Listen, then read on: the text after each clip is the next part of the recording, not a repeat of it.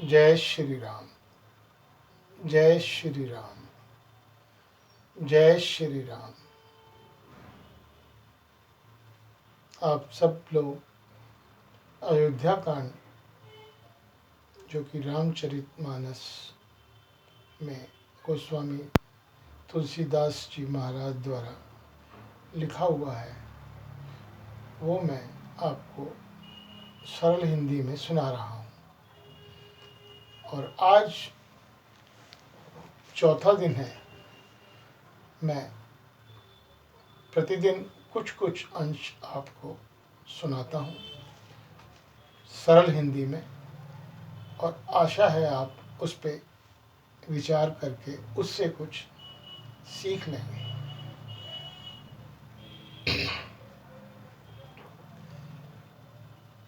मंथरा ने अपना जो कार्य करना था वह लगभग कर दिया, और क्योंकि सरस्वती जी ने उसकी जीवा पर बैठ के देवताओं के कहने पर ये सब कार्य कराया कि किसी भी तरह से रामचंद्र जी वन को चले जाएं और जितने भी राक्षस हैं जो ऋषि मुनियों को तंग करते हैं उनका संहार हो सके।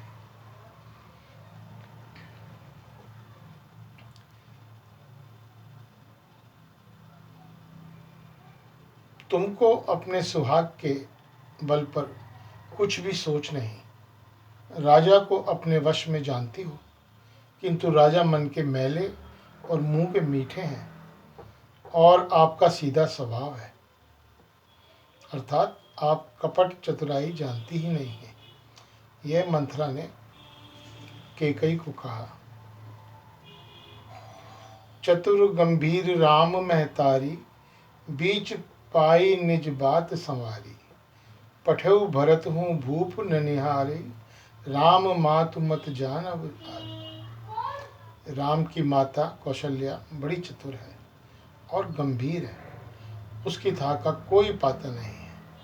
उसने मौका पाकर अपनी बात बना ली। राजा ने जो भरत को ननिहाल भेज दिया, उसमें आप बस राम की माता की ही सलाह समझिए। इस प्रकार मंथरा ने कैकई को ये कहकर और कन्विंस कर दिया कि ये सब राम की माता कौशल्या जी का ही किया धरा है। वो कहती हैं कि कौशल्या समझती है कि और सब सौतें तो मेरी अच्छी तरह सेवा करती है, एक भरत की माँ पति के बल पर गर्वित रहती है। इसी से हे माई, कौशल्या को तुम बहुत ही साल खटक रही हो, किंतु वह कपट करने में चतुर है, अतः उसके हृदय का भाव जानने में नहीं आता। राजा का तुम पर विशेष प्रेम है। कौशल्या सौत के स्वभाव से उसे देख नहीं सकती, इसलिए उसने जाल रचकर राजा को अपने वश में करके भरत की अनुपस्थिति में राम के राज तिलक के लिए लगन निश्चय करा लिया।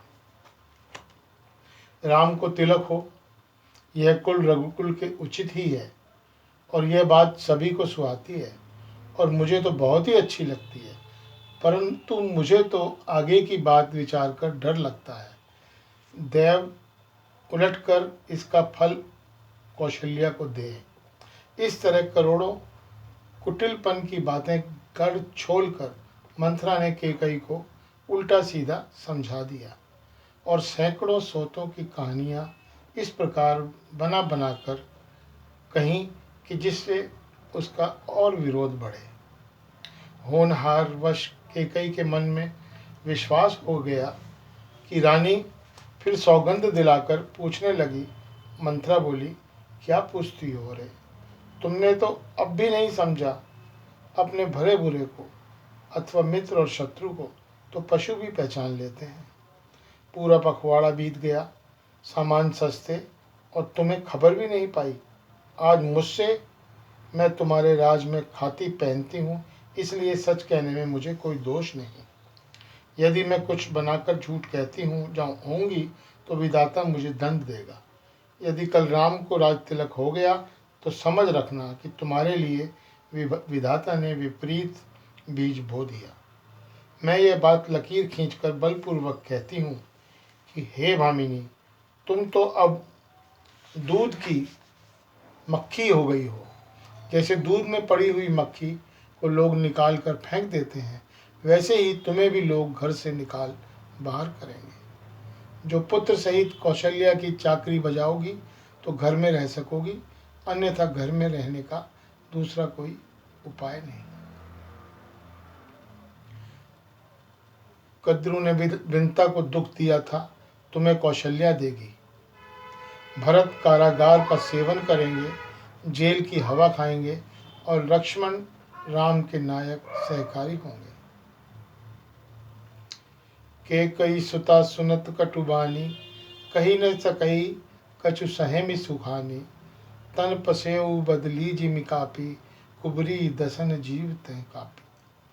के कई मंत्रा की कहानी कड़वी पानी सुनते ही डरकर सूख गई, कुछ बोल नहीं सकी। शरीर में पसीना हो गया और वह केले की तरह कांपने लगी। तब कुबरी ने अपनी जीभ दांतों तले दबाई। उसे भय हुआ कि कहीं भविष्य का अत्यंत डरावना चित्र सुनकर कैकेयी के हृदय की गति न रुक जाए, जिससे उल्टा सारा काम ही बिगड़ जाएगा। फिर कपट की करोड़ों कहानियां कह कहकर उसने रानी को खूब समझाया कि धीरज रखो। कैकेयी का भाग्य पलट गया। उसे कुचाल प्यारी लगी। वह बगले को हंसनी मानकर उसकी सराहना करने लगी। कैकेयी ने कहा, मंत्रा सुन, तेरी बात सत्य है। मेरी दाहिनी आँख नित्य पड़ रही है। मैं प्रतिदिन रात को बुरे स्वप्न देखती हूँ, किंतु अपने अज्ञानवश तुझसे कहती नहीं। सखी, क्या करूँ, मेरा तो सीधा स्वभाव है, मैं दायां बायां कुछ भी नहीं जानती। अपनी चलते मैंने आज तक कभी किसी का बुरा नहीं किया, फिर न जाने किस पाप से देव ने मुझसे एक ही साथ यह दुस्सह दुख दिया। मैं भले ही नहर जाकर वहीं जीवन बिता दूंगी, पर जीते जी सौत की चाकरी नहीं करूंगी। जिस देव शत्रु के वश में रहकर विधाता, उसके लिए तो जीने की अपेक्षा मरना ही अच्छा है। रानी ने बहुत प्रकार से दीन वचन कहे। उन्हें सुनकर कुबरी ने त्रिया चरित्र फैलाया और बोली, तुम मन में गिलानी मानकर ऐसा क्यों कह रही हो?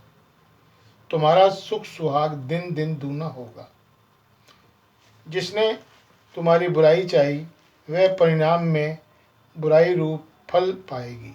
हे स्वामिनी, मैंने जब से वह कुमत सुना है, तब से मुझे न तो दिन में भूख लगती है और न रात में नींद आती है। मैंने ज्योतिषों से पूछा तो उन्होंने रेखा खींचकर गणित करके अर्थात निश्चय पूर्वक कहा कि भरत राजा होंगे। यह सत्य बात है। हे भामिनी, तुम करो तो उपाय मैं बताऊं। राजा तुम्हारी सेवा के वश में है ही। कैकेयी ने कहा, मैं तेरे कहने से कुएं में गिर सकती हूँ, पुत्र और पतियों को भी छोड़ सकती हूँ।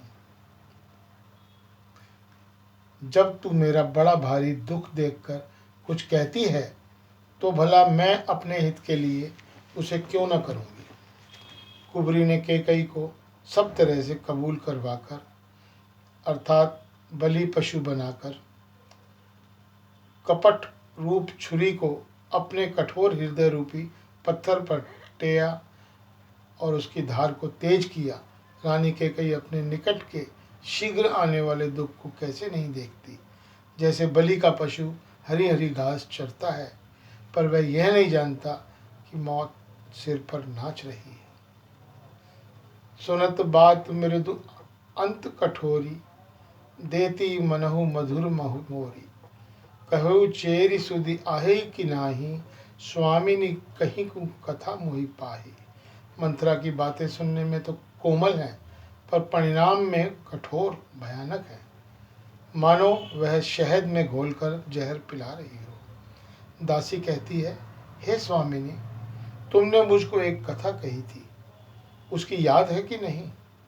तुम्हारे 2 वरदान राजा के पास धरोहर हैं, आज उन्हें राजा से मांग कर अपनी छाती ठंडी करो। पुत्र को राज्य और राम को वनवास दो और सौत का सारा आनंद तुम ले लो। जब राजा राम की सौगंध खा लें तब वर मांगना, जिससे वचन न टलने पावे। आज की रात बीत गई तो काम बिगड़ जाएगा, मेरी बात को हृदय से समझना।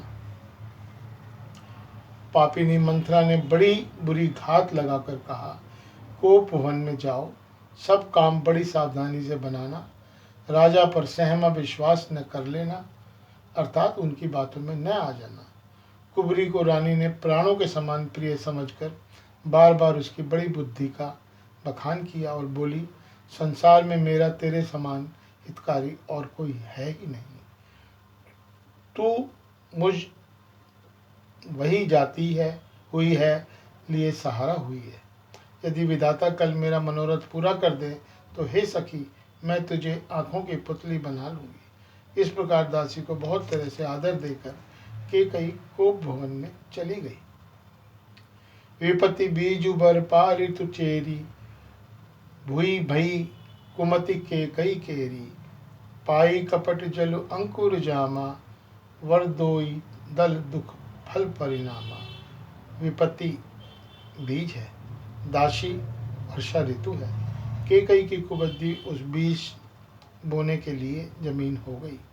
उसमें कपट रूपी जल पाकर अंकुर फूट निकला। दोनों वरदान उस अंकुर के 2 पत्ते हैं और अंत में उसके दुख रूपी फल होगा। कैकेयी कोप का सब साज सजाकर कोप वन में जा सोई। राज्य करती हुई वह अपनी दुष्ट बुद्धि से नष्ट हो गई। राजमहल में और नगर में धूमधाम मच रही है, इस कुचाल को कोई नहीं जानता। बड़े ही आनंदित होकर नगर के सब स्त्री पुरुष शुभ मंगलचार के साथ हो रहे हैं। कोई भीतर जाता है, कोई बाहर निकलता है।